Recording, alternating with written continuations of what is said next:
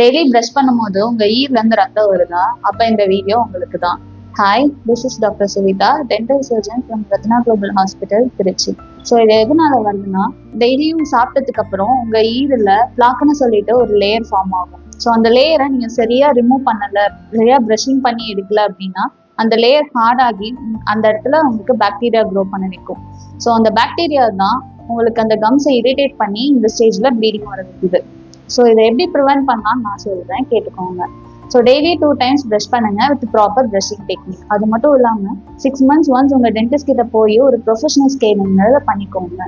உங்க டீத்துக்கு நடுவில் இருக்க அந்த ஸ்பேஸிங்க ஃப்ளாசிங் மூலியமாவோ இல்லை இன்டர்டென்டல் ப்ரஷஸ் மூலியமாவோ நீங்க க்ளீன் பண்ணிக்கலாம்.